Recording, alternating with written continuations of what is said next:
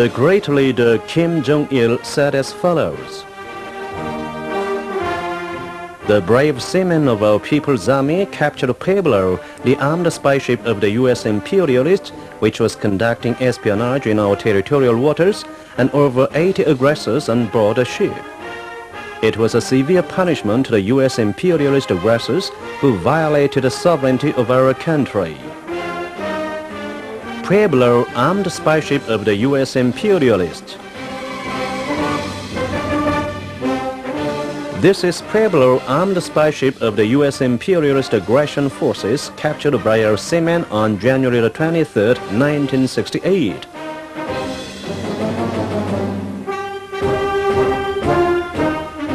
These are the crewmen of Pueblo. There were 83, including 6 officers. But one of them was killed at the time of capture as he attempted to resist.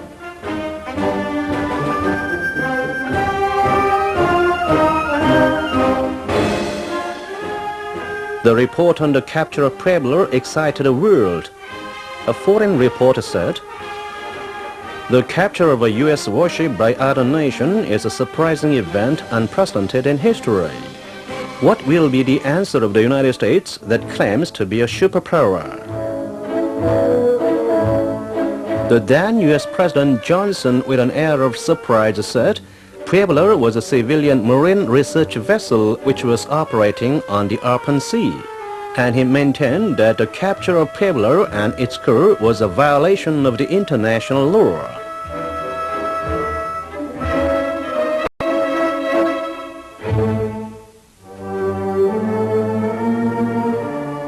The captured crew also attempted to hide their identities and deny their crimes. But informations and evidences captured on the ship proved their crimes.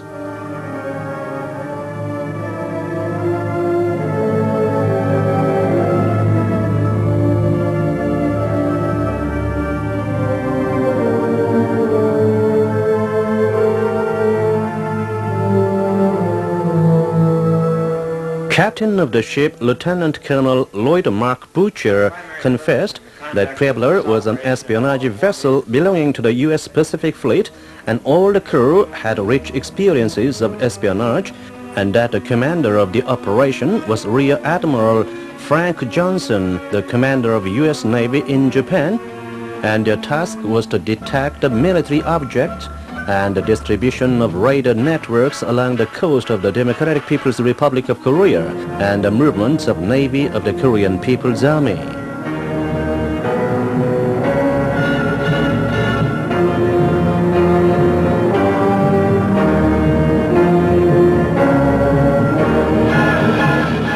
Lieutenant Stephen Robert Harris, a research officer, said that they had left Sasebo port of Japan on January 11th, 1968.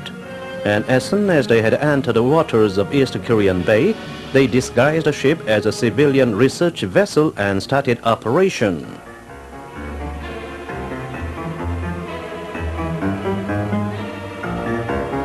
Lieutenant Junior Grade Frederick Carl Schumacher, operational officer, said that they had caught operations of various raiders on 135 occasions and photographed movements of warships and civilian vessels tens of times during the operation in the waters.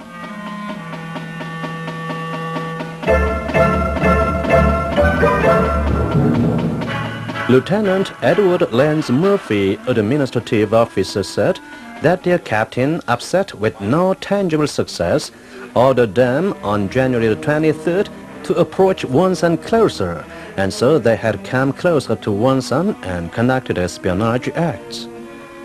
He continued that their location at that time was 7.6 miles from Rio Island on the Sea of Wonsan, and the warships of the Democratic People's Republic of Korea had appeared and captured them.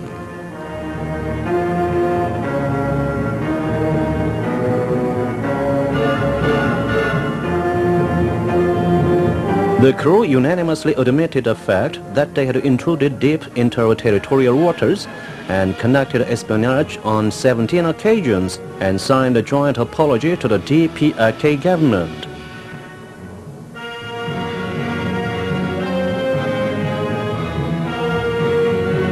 As a result, the statement of U.S. President Johnson was proved to be a sheer lie.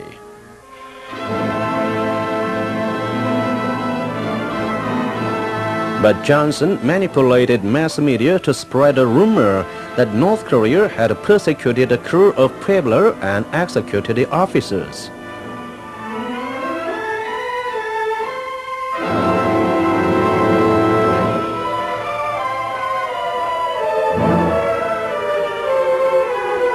But at that moment, the officers were writing a letter to dear President Johnson.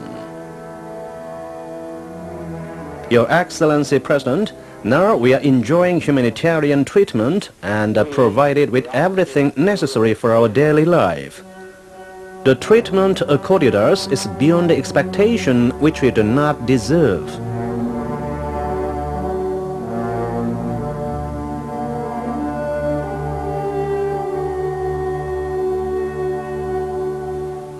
The brazen-faced U.S. imperialists brought the Pueblo incident to the UN Security Council to shift the responsibility upon us. Moreover, they claimed that they wouldn't rule out a retaliation and an all-out war if we didn't return Pueblo and its crew.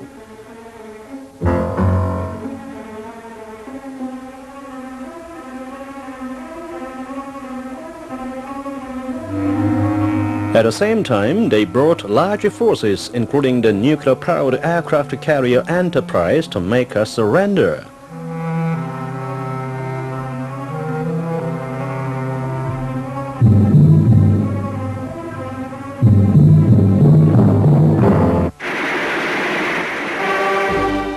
In this tense situation, President Kim Il-sung and General Kim Jong-il resolutely stated that we would answer the enemy's retaliation with retaliation and their all-out war with all-out war. Many countries of the world supported the revolutionary stand of our republic and condemned the U.S. imperialists.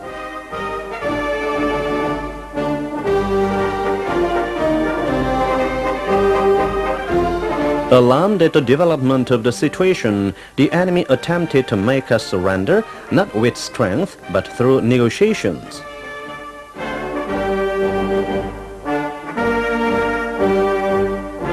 General Kim Jong-il instructed to state, the U.S. government should take responsibility and apologize. Then we'll return the prisoners, but we cannot return Pueblo as it is a trophy.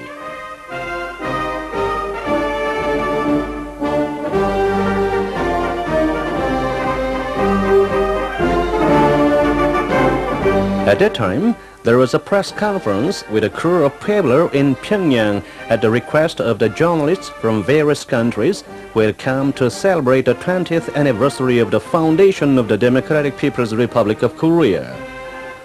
All our crimes have already been disclosed to the world. Unless the U.S. President and government apologize to the Democratic People's Republic of Korea government for our crimes, will be brought to the trial according to the laws of this country and be sentenced either to death or long-term imprisonment.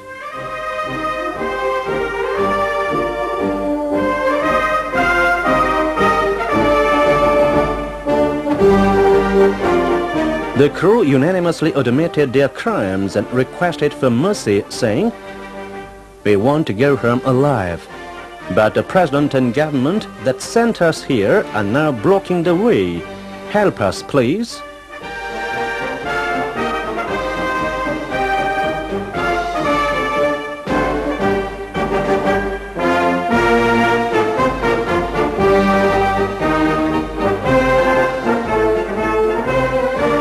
Lionel Martin, American journalist, said that he was very ashamed as an American to hear the words of the prisoners, and the U.S. President and government should not only apologize but also guarantee that such things will never happen again.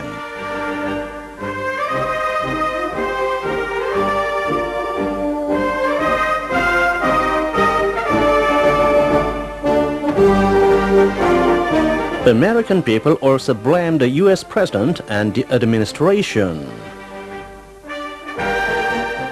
This threw the president and administration into utter confusion.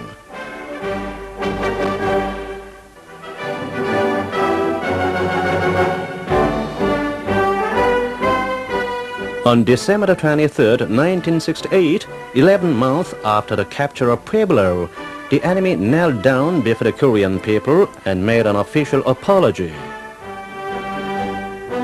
To the Democratic People's Republic of Korea government, the U.S. administration assumes full responsibility and seriously apologizes for the intrusion into the DPRK territorial waters by U.S. war vessel and for its serious espionage activities, and guarantees that no American warship will intrude into the DPRK territorial waters in the future.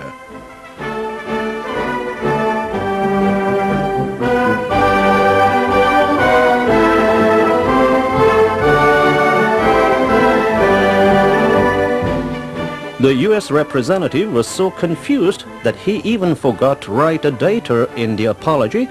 He wrote a dater hurriedly urged by a representative.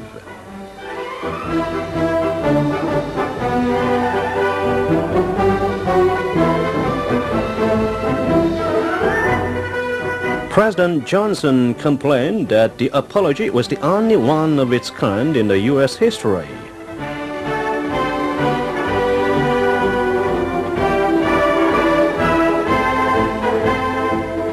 At 11:30 in the morning that day, the DPRK government announced that it would expel over 80 spies out of the republic.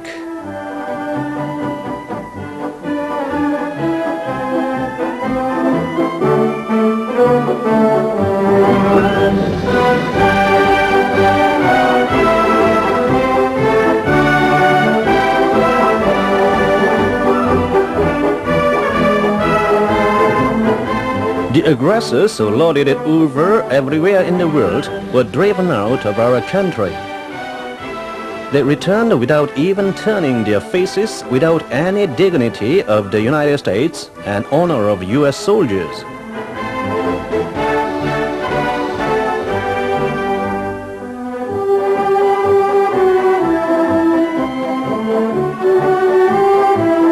The U.S. imperialists who knelt down before the Korean people are now running on downhill.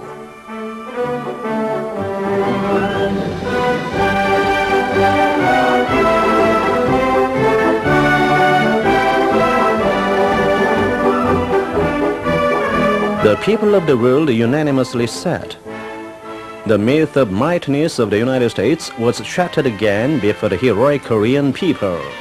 The victory of the Korean people, it is the victory of the great leader Kim Il-sung and the glorious Workers' Party of Korea.